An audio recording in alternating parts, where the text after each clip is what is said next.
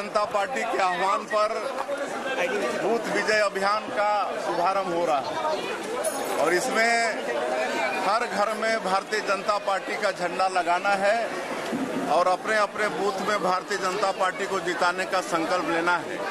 और मेरा सौभाग्य है कि आज कांदुल गांव में हम यहां पर आए हैं और इस अभियान का शुभारंभ कर रहे हैं। अभी हम 2-4 घर में अपने हाथ से भारतीय जनता पार्टी का ध्वज लगाएंगे। बाकी सभी हमारे कार्यकर्ता और मतदाता अपने अपने घरों में भारतीय जनता पार्टी का ध्वज लगाएंगे। विधानसभा चुनाव में भले आज छत्तीसगढ़ में भारतीय जनता पार्टी की सरकार है, लेकिन आंकड़े बताते हैं कि विधानसभा चुनाव में भारतीय जनता पार्टी आधे से अधिक बूथों पे चुनाव हार चुकी थी।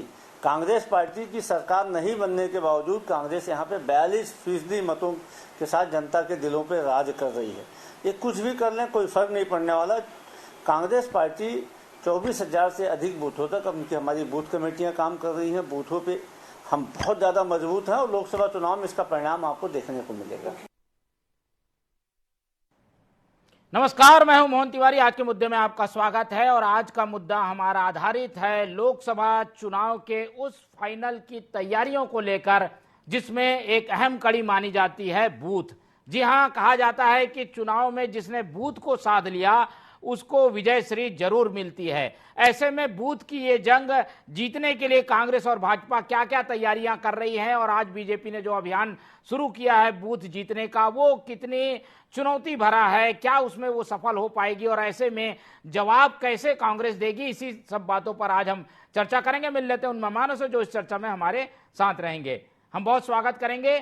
हमारे साथ मौजूद हैं हमारे स्टूडियो में पूर्व विधायक और भाजपा का पक्ष रखने के लिए आदरणीय परेश बागबाहरा जी, बहुत स्वागत है आपका। हमारे साथ कांग्रेस का पक्ष रखने के लिए मौजूद हैं प्रमोद दुबे जी, जो कि कांग्रेस का पक्ष रखेंगे। इसके साथ ही राजनीतिक विश्लेषण हमारे बीच रखेंगे लखन चौधरी जी, बहुत स्वागत करते हैं आपका। तो दोनों मेहमानों का स्वागत है और जैसा कि हमने बताया कि बूथ में जंग जीतने के लिए सेनाएं तैयार हैं, रणनीतियां बन चुकी है। रणनीति के स्तर पर कौन कहां पर है ये जांचने परखने का काम हमारा है, तो हम जांचेंगे परखेंगे। पहले समझ लेते हैं कौन क्या तैयारी कर रहा है। तो सबसे पहले परेश बागबाहरा जी की ओर चलते हैं। परेश जी, क्या तैयारियां हैं आपकी लोकसभा में? तो आपके पास नेता है, फिर सरकार भी आपकी यहाँ है, बूथ में आप लोग जा रहे हैं झंडा बांधने, क्या कितना असर होगा इसका और इससे क्या आप लोग हासिल करना चाहते हैं? देखिए, क्या है कि भारतीय जनता पार्टी हमेशा जब से विधानसभा चुनाव हुआ उसके बाद से ही लोकसभा के चुनाव की तैयारी में भिड़ गई है और हमेशा हमारे कार्यकर्ता नीचे स्तर तक लगातार लाभार्थियों से संपर्क करते रहते हैं। चुनाव की दृष्टि से हमारे लोकसभा को 3 क्लस्टर में बांटा गया है। हर एक लोकसभा में एक प्रभारी बनाया गया है, एक सह प्रभारी बनाया गया है, समन्वयक बनाए गए हैं, सह समन्वयक बनाए गए हैं और इस प्रकार से हर एक जगह पर हर नीचे स्तर तक प्रभारी बनाते हुए मंडल प्रभारी तक बनाया गया है। और आज पूरे विनम्रता के साथ धमाकेदार पूरे प्रदेश के लगभग 23,900 बूथों में आज जो है सारे कार्यकर्ता भारतीय जनता पार्टी के पूरे प्रदेश को भगवामय कर दिए हैं और एक एक कार्यकर्ता को 10-10 जगह पर जो है 10-10 घरों में झंडा जो है लहराने का उनको पूरा निर्देश दिया गया है। और आज पूरी सफलता के साथ एक एक बूथ में 100-100 घरों में कम से कम झंडा लहराया जा रहा है भारतीय जनता पार्टी का। और ये हमको पूरा विश्वास है कि मेरा बूथ सबसे मजबूत और इसी प्रकार से बूथ जीता तो चुनाव जीता। इस अभियान के अंतर्गत आज हमारा जो है, चाहे हमारे मुख्यमंत्री हों, चाहे कैबिनेट के सारे मंत्री हों, सारे एमएलएज हों, संगठन के जितने भी पदाधिकारी हैं, नीचे तक के सारे कार्यकर्ता आज पूरे जोश खरोश के साथ प्रधानमंत्री जी को तिबारा यहां पर देश का प्रधानमंत्री बनाने के लिए आज संकल्पित होकर के आज से अभियान में लग गए हैं। ठीक है, तो ये रही बात बीजेपी की और बीजेपी का अभियान कैसे चल रहा है, किस स्तर पर है, वो सारी बातें हमें परेश बागबाहरा जी ने बताई। अब रुख कर लेते हैं कांग्रेस का, क्योंकि चुनाव में मुख्य प्रतिद्वंदी जो है वो कांग्रेस है, उसकी क्या तैयारियां हैं समझ लेते हैं प्रमोद दुबे जी से। प्रमोद जी, हम 2018 में देखते थे कि चुनाव के पहले कांग्रेस अपने बूथ को मैनेज करने के लिए जुट जाती थी, जगह जगह बूथ के सम्मेलन भी हुए, 23 में भी हमने यही सब देखा। अब लोकसभा चुनाव है, बूथ मैनेजमेंट क्या इस बार होगा, कैसे होगा, चुनाव सामने है। देखिए, जहां तक मोहन तिवारी जी कांग्रेस का प्रश्न है, तो अभी मात्र 3 महीने पहले विधानसभा के चुनाव हुए। हमने बूथ मैनेजमेंट हमारी ऑलरेडी बनी हुई है सेक्टर में, जोन में, और जो नए मतदाता सूची में नाम जोड़ने का जो काम था उसको बीएलए के माध्यम से भी हम लोगों ने अभी किया। बहुत सारे युवा मतदाताओं को भी हमने लोकसभा के माध्यम से जोड़ा। प्रश्न ये है मोहन तिवारी जी कि हमारी जो तैयारी है वो दोनों तरफ से हमारी लड़ाई है। हमारी एक प्रकार से कारगिल की युद्ध जैसी हमारी स्थिति है कि हम नीचे से लड़ रहे हैं। आईटी का छापा, ईडी का लगातार परेशान किया जाना, लगातार हमारे ऊपर वज्रपात करना, हमारी अकाउंट्स को सीज करना, मात्र 23 लोगों के 14 लाख के हिसाब नहीं मिलने पर हमको लगभग 1400 करोड़ के 1700 करोड़ के हमारे अकाउंट को फ्रीज करना। तो हमारे साथ बहुत सारी चुनौतियां हैं। ये जरूर है कि भारतीय जनता पार्टी के साथ एक फायदा तो है कि उनके संगठन के साथ साथ उनको ईडी, आईटी और जितने और भी तमाम संस्थाएं हैं वो उनको सपोर्ट कर रही हैं। लेकिन मैंने पूर्व में बताया कि हमारी लड़ाई कारगिल युद्ध जैसी है कि हम नीचे से लड़ रहे हैं और उस समय की स्थिति का आप आकलन निश्चित रूप से कर सकते हैं। लेकिन हम अपने कार्यकर्ता, हमारे सेना के, कांग्रेस के सेना के मजबूत लोगों के कंधों पर हमने कई प्रकार के ऐसे असहनीय दर्द सहे हैं। तो उसके बावजूद लोकसभा की जो तैयारी है हमारी, वो जिस ढंग से होनी चाहिए उससे कहीं बेहतर हम करने का प्रयास कर रहे हैं। बहुत तकलीफों के दौर से गुजर रहे हैं, लेकिन हमारा हौसला बहुत बुलंद है। हमारे अपने कार्यकर्ता जो हैं वो हर लेवल पर लगे हुए हैं, डटे हुए हैं और जमकर मुकाबला करने के लिए हम तैयार हैं। और आगे भी हमारी जो सांगठनिक स्थिति है वो लगातार हम काम भी कर रहे हैं। तो कांग्रेस कहीं से पीछे नहीं है, लेकिन उनके अनुसार उनको लगता है कि उन्हें 2 मोर्चों पे लड़ना पड़ रहा है। एक तो फ्रंट में जो पार्टियां हैं वो चुनाव लड़ ही रही हैं, साथ ही दूसरे एजेंसियों का जो लगातार दबाव बना हुआ है वो एक बड़ी चुनौती कांग्रेस के लिए बनकर सामने आया। और ये बात वो जनता को लगातार बता भी रहे हैं। परेश जी, ऐसे सवालों के बीच जब आप लोग जनता के बीच जाएंगे तो कांग्रेस ये भी बताएगी कि भाई हमें परेशान किया जा रहा है, इसलिए हम कुछ जगहों पर थोड़ा सा पीछे हैं, 19-20 की स्थिति में हैं। तो इसका क्या जवाब देंगे आप लोग? क्या दूसरे तंत्र का, दूसरी एजेंसियों का लाभ लेकर इस चुनाव में दबाव बना रहे हैं? देखिए, क्या है कि जनता इस बात को अच्छी तरीके से जानती है, छत्तीसगढ़ की जनता, कि किस प्रकार से पिछले 5 साल में यहाँ पर कांग्रेस की राज्य सरकार ने भ्रष्टाचार यहाँ पर किया है। चाहे महादेव सट्टा वाला मामला हो, चाहे वो शराब घोटाला वाला मामला हो, चाहे कोयला घोटाला वाला मामला हो, सारे मामले में इतने ज़्यादा भ्रष्टाचार, हर एक विभाग में इनके जो हाथ है वो कहीं ना कहीं भ्रष्टाचार से जो है पूरे तरीके से सने हुए हैं। इसी कारण से विधानसभा चुनाव में मुख्य रूप से भ्रष्टाचार के कारण ही यहाँ की जनता ने भारतीय जनता पार्टी के हाथ में इनकार करते हैं क्या, जो आरोप दुबे जी ने लगाया कि दूसरी एजेंसियां उनको दबाव बना रही हैं, तो उनका ध्यान भटका हुआ है, अब खाते का उपयोग ही नहीं कर पा रहे हैं, तो कैसे मुकाबला करेंगे? देखिए, क्या है कि जहाँ जीरो टॉलरेंस वाला भ्रष्टाचार का मामला आदरणीय मोदी जी का है, ना खाऊंगा ना खाने दूंगा, उसी प्रकार से प्रशासन, पूरा गवर्नेंस चल रहा है। 2014 में ये सरकार में थे, ये सत्ता में थे, एजेंसी इनके साथ थी, उसके बावजूद भी यहाँ पर भारतीय जनता पार्टी इतने ज़्यादा बहुमत से जीत करके आई। तो हमेशा जब भी कोई ना कोई ये जब चुनाव हारने का समय आता है तो ये कोई ना कोई बहाना बनाते हैं। कभी ईवीएम की बात कहते हैं, कभी एजेंसी की बात कहते हैं। इनके जमाने में सुप्रीम कोर्ट ने कहा था कि सीबीआई जो है वो कांग्रेस का तोता है। तो ये सारी बातें होती रहती हैं। सारे मुद्दों पे आएंगे। तैयारी को लेकर एक राजनीतिक विश्लेषण सुन लेते हैं। लखन चौधरी जी हमारे साथ हैं। लखन जी, अभी चुनाव हुए हैं, लेकिन बूथ मैनेजमेंट एक खास स्ट्रेटेजी मानी जाती है जिसके आधार पर चुनाव जीता जाता है। कांग्रेस की स्ट्रेटेजी सुन ली हमने, बीजेपी तैयारी कर रही है, घर घर झंडा पहुंचा रही है, बूथ मैनेजमेंट कर रही है, वो भी हम देख रहे हैं। क्या लगता है लोकसभा चुनाव में इस तरीके की स्ट्रेटेजी में कौन कहां पर अपने आप को पाता है? जी, निश्चित रूप से मोहन जी, देखिए लोकसभा चुनाव बहुत करीब आ चुका है, इसलिए तैयारियां दोनों पार्टियों की तरफ से पूरे जोर शोर पर है। और चाहे वो कांग्रेस हो चाहे भाजपा हो, पूरी ताकत के साथ जो है 2024 का जो लोकसभा चुनाव है उसमें जुट गए हैं। लेकिन इस समय जो फिलहाल जो स्थितियां हैं कांग्रेस की, वाकई में जो है चौतरफा चुनौतियां हैं कांग्रेस के लिए, क्योंकि ये बात सही है कि जो है उनके जो फंडिंग के जो सोर्सेस होते हैं वो सारे खत्म कर दिए गए हैं, खत्म किए जा रहे हैं। जो उनके फंडिंग करते हैं उनको सबको जो है निगरानी में रखा गया है और सबके ऊपर जो है ईडी आईटी के छापे पड़ रहे हैं। और जो है तो कांग्रेस के लिए वाकई में चुनौतियां कि आखिर देखिए कि पैसा नहीं होगा तो चुनाव कैसे लड़ेंगे। और ये केवल आज एकाएक नहीं हुआ है, ये पिछले कई सालों से चल रहा है, बल्कि 5-7 साल से तो तेजी के साथ चल रहा है। तो ये वाकई में कांग्रेस किस तरह से इन सारी चुनौतियों के साथ जो है लोकसभा चुनाव को लड़ रही है या लड़ेगी, ये तो देखने वाली बात होगी। लेकिन जब संगठन की बात करते हैं, तैयारियों की बात करते हैं, तो भाजपा बेशक रूप से कांग्रेस की तुलना में आगे बैठती है और कांग्रेस का जो संगठन है उसकी तुलना में भाजपा का जो संगठन है वो बेहद मजबूत भी दिखता है। क्योंकि उसके साथ काम करने वाले भाजपा के अलावा देखिए आरएसएस है, विश्व हिंदू परिषद है और उनकी जो अनुषंगिक जो संगठन है वो सब भी भाजपा के लिए काम करती है, दिन रात काम करती है। आजकल कांग्रेस ये कहती है, आरोप लगाती है कि ईडी और ये सब भी उसके लिए काम करते हैं, वो एक अलग मसला है। लेकिन ये बात है कि संगठन के तौर पर भाजपा बेहद मजबूत है और 360 दिन 365 दिन 24 घंटे जो है ये काम करते हैं।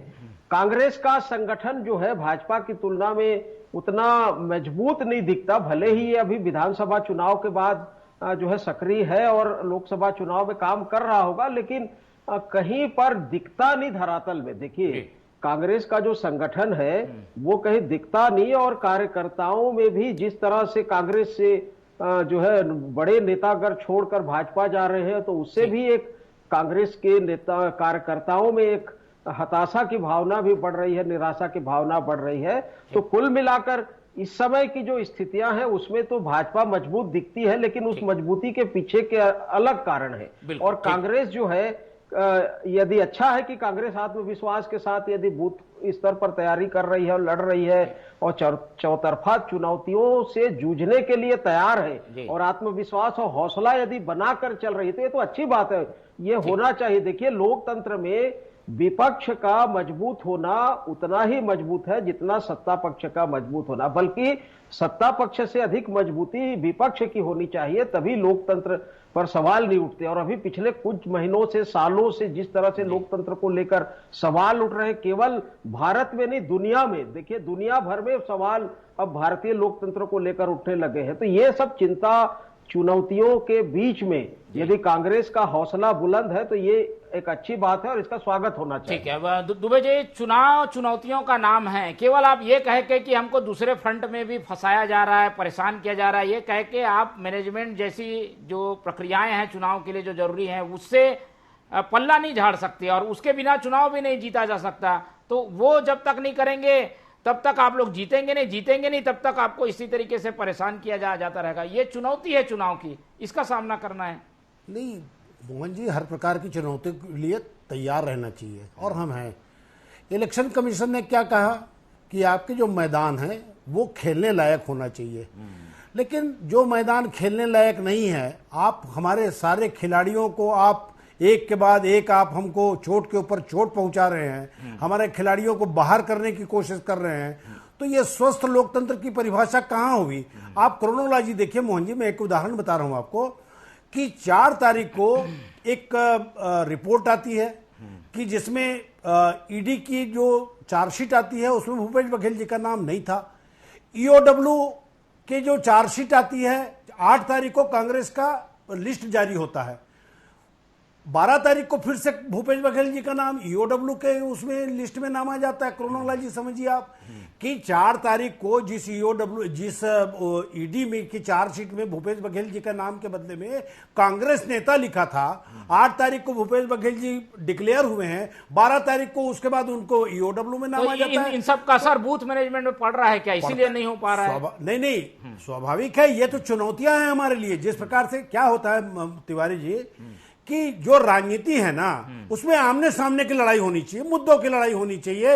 ये क्या है, ये तो आप बिलो द बेल्ट वार कर रहे हैं। कि बिलो द बेल्ट वार करने से आप सामने वाले को कमजोर करने की कोशिश कर रहे हैं, लेकिन ऐसी चुनौतियां हमने अंग्रेजों के समय से सहते आए हैं। और ये तो इस प्रकार की जो चुनौतियां हैं वो तो कांग्रेस पार्टी के ऊपर ना जाने कितनी बार आई, लेकिन जितनी बार चुनौतियां आई उतने बार हम सफल होकर निकले हैं। हम आपको विश्वास दिला रहे हैं कि हमारे कार्यकर्ता इतने मजबूत हैं कि झंडा और डंडा और प्रचार प्रसार में तो नहीं, लेकिन हम दिलों में जाकर के झंडा लगाने का काम हम जरूर कर रहे हैं। और जनता इसको एक्सेप्ट कर रही है कि हाँ, इनके साथ कितना वज्रपात हो रहा है, हाँ, इनके साथ कितना अन्याय हो रहा है, ये जनता अपनी आंखों से देख रही है। और फैसला देखिएगा आप, निश्चित रूप से फैसला जिसकी सोच नहीं है, कल्पना नहीं है, वो फैसला सामने में आएगा। वो फैसला तो आएगा, लेकिन उसके लिए प्रयास जो होने चाहिए वो उसमें कहीं कमी दिख रही है। क्या मानते हैं, कांग्रेस उसमें कहीं थोड़े पीछे है? उसको आप लोग जल्दी से जल्दी ठीक करने की कोशिश करेंगे क्या?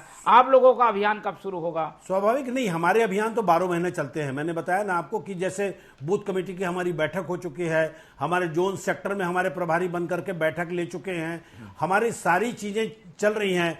आपको पता है गृह लक्ष्मी योजना के नाम से हमने जो 8,333 रुपए की जो योजना लाई है, उसका आप लगातार प्रचार प्रसार हमारा देख रहे हैं।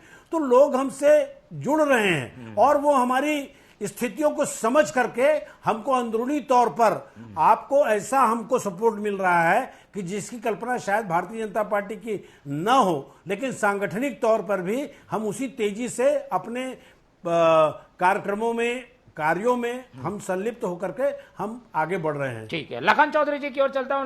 लखन जी, एक बात हम समझते हैं कि भाई एक तरीका होता है चुनाव लड़ने का, हर पार्टी का अलग अलग। बीजेपी बूथ में काम करती है, कार्यकर्ताओं को सक्रिय करती है, उस तरीके से चुनाव लड़ती है।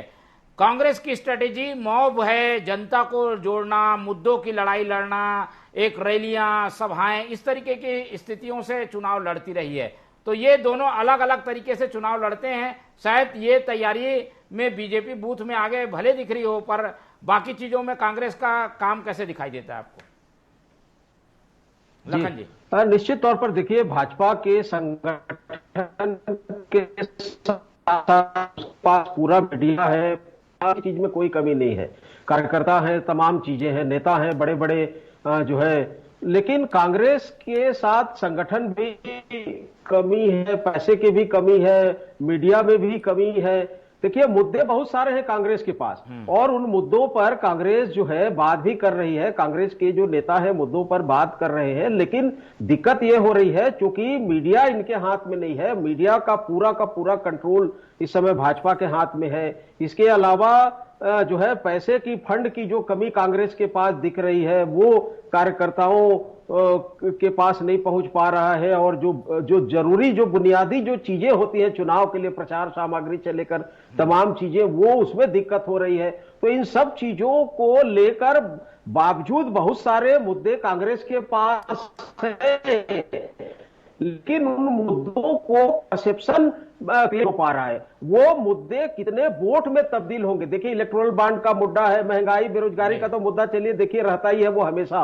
अभी चुनाव आयोग में जो एक चुनाव आयुक्त की जो इस्तीफे के मुद्दे हैं, बांड के मुद्दे हैं, अभी ईडीआई और ये तमाम जो मुद्दे हैं, मोहन जी, मुद्दों की कमी नहीं है कांग्रेस के पास। ये इन मुद्दों पर कांग्रेस बात भी कर रही है, लेकिन जनता इन मुद्दों पर क्या प्रतिक्रिया देगी ये देखने वाली बात होगी। यदि इन मुद्दों को समझाने में कांग्रेस के चौधरी जी, हम ये जानना चाह रहे हैं कि बीजेपी झंडे बांध रही है घर में, कांग्रेस मुद्दों की लड़ाई लड़ रही है, तो इसका असर क्या होगा? झंडे बांधने वाले को फायदा हो जाएगा, मुद्दों की लड़ाई लड़ने वाले को नहीं होगा, ऐसा है क्या? बिल्कुल, दिखता तो फिलहाल यही है, दिखता फिलहाल यही है। विधानसभा चुनाव में फिलहाल यही दिखा कि झंडा बांधना और इस तरह की जो प्रतीकात्मक चीजें हैं, जैसे राम मंदिर मुद्दा था और ये तमाम जो चीजें, इस तरह के मुद्दों से भाजपा को फायदा होता आता रहा है, इसमें कहीं कोई दो राय नहीं है।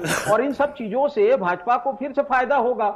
लेकिन ऐसा है कि देखिए, पब्लिक यदि इन तमाम जो मुद्दों को लेकर यदि कांग्रेस 1 to 1 जनता के बीच में जाएगी, बात करेगी तो संगठन के माध्यम से, ये केवल ध्यान भटकाने की कोशिश है। आप लोग झंडा बांध के, आपका वैसे ही कार्यकर्ता जो है वो भाजपा का वोटर है, उसके घर 10 उसको 10 झंडा बांधना है, उसके घर में भी झंडा लगाना है, इसका क्या असर होना है? मुद्दों की लड़ाई क्यों नहीं करते आप लोग? मुद्दे की लड़ाई तो भाजपा ही कर रही है।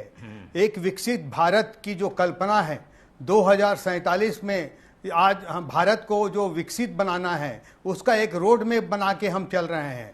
हम इस देश को, इस राष्ट्र को विश्व गुरु बनाना चाहते हैं। जो 10 साल के कार्यकाल में आदरणीय मोदी जी ने जिस तरीके से, चाहे शौचालय योजना हो, चाहे या प्रधानमंत्री आवास योजना हो, चाहे उज्ज्वला योजना हो, जो 11वें नंबर में अर्थव्यवस्था थी उसको 5वें नंबर में लाने की स्थिति हो, 25 करोड़ लोगों को गरीबी रेखा से बाहर निकालने की योजना हो, ये सारी योजनाएं, और अभी मोदी की गारंटी में जो विष्णुदेव जी की सरकार ने जो उन गारंटियों को पूरा किया है, चाहे वो महतारी वंदन योजना है, चाहे कृषकों को 3100 रुपए के रेट से 21 क्विंटल धान का कीमत देना हो, चाहे 2 साल का बोनस देना हो, हर चीज को वो अपने वादे को पूरा करते जा रहे हैं। इस कारण से कांग्रेस को, जिस तरीके से आदरणीय चौधरी जी भी बोल रहे थे कि सड़क में या इधर उधर कांग्रेस के झंडा को उठाने वाला कोई आदमी दिख नहीं रहा है, ना ही किसी प्रकार की जो एक्टिविटी जो है कांग्रेस में दिख रही है। और हम लगातार